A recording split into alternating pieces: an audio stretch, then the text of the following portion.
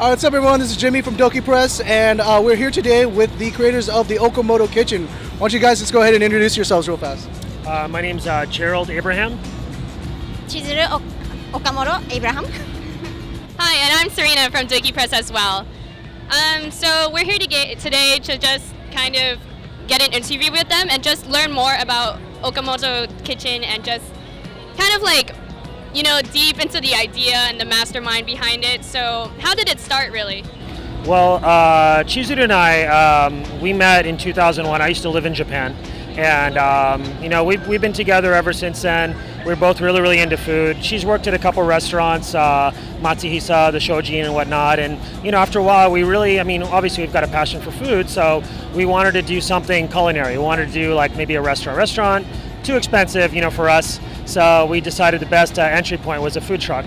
But, you know, our goal with the truck is obviously, as you can see from the menu, is not just to do sushi, chicken, teriyaki, tempura, but really our purpose is to introduce lesser known Japanese foods to the Western culture. So how did you decide the concepts of each food? I understand you told me earlier that this truck isn't a Japanese-American fusion truck. It's strictly Japanese food. Exactly, that's exactly right. It's classic and contemporary. I like to call it, and rather than a fusion, a more modernization of some classic dishes. And really, like you see some of the dishes, the Okonomiyaki Fries, the Nanbam sandwich, they're introduction to like Japanese foods that are lesser known.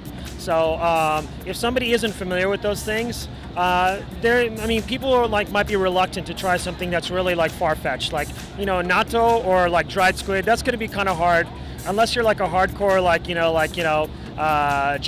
fan of Japan or anime. Maybe you'd be willing to try it, but for the average Joe, I think it's a little hard to get them to try stuff. But for example, Okonomiyaki Fries, at the end of the day, it's fries. So maybe somebody that's unfamiliar with takoyaki or okonomiyaki tries that dish and they're like, okay, well, how bad can it be or how different can it be?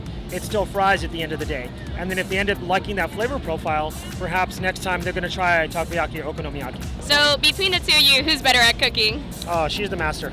I hope so.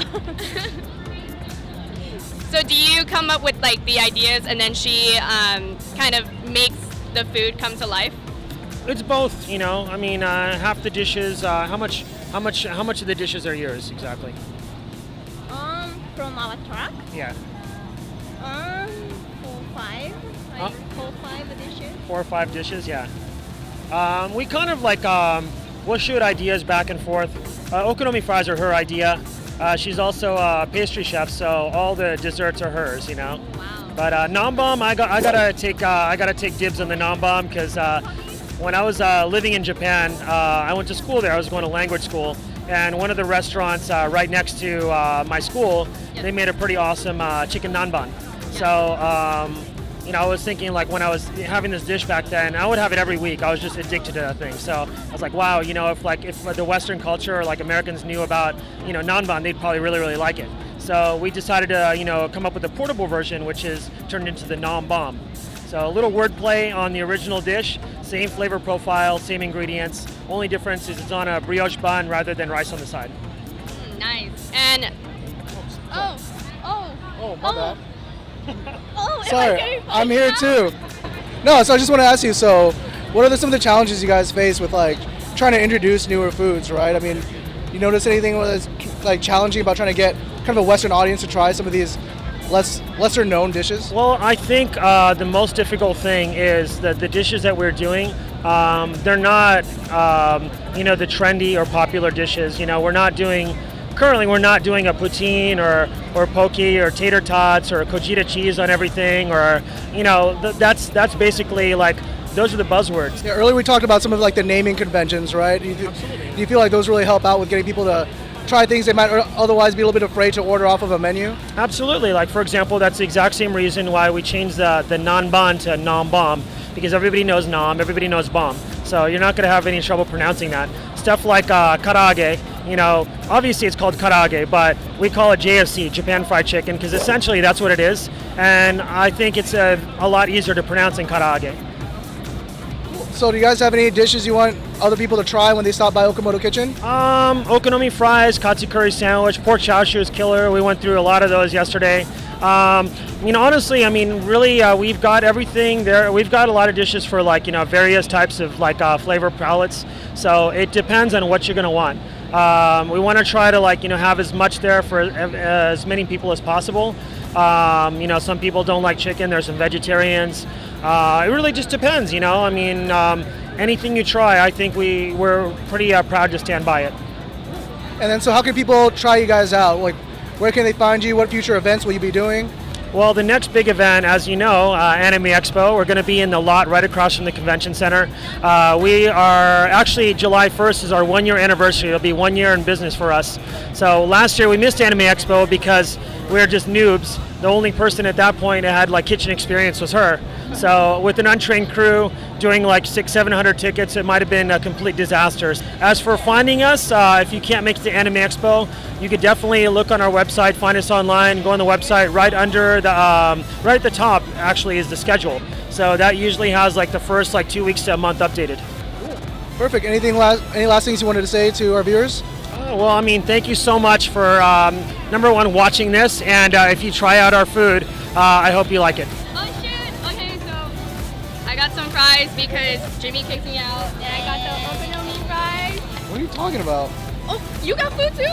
Yeah, dude. I got the katsu curry sandwich.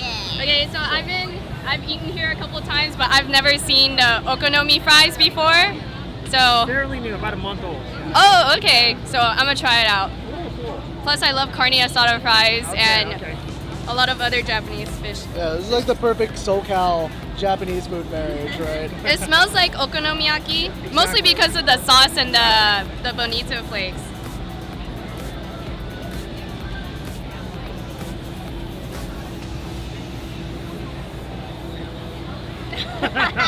That's what we're looking for all the time. They're rocking back and forth.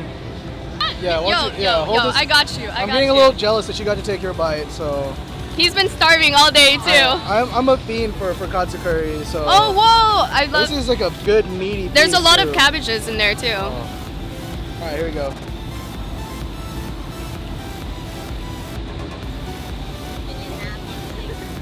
Yo, I got you. So for that dish, I think you got a little something on your. Yep.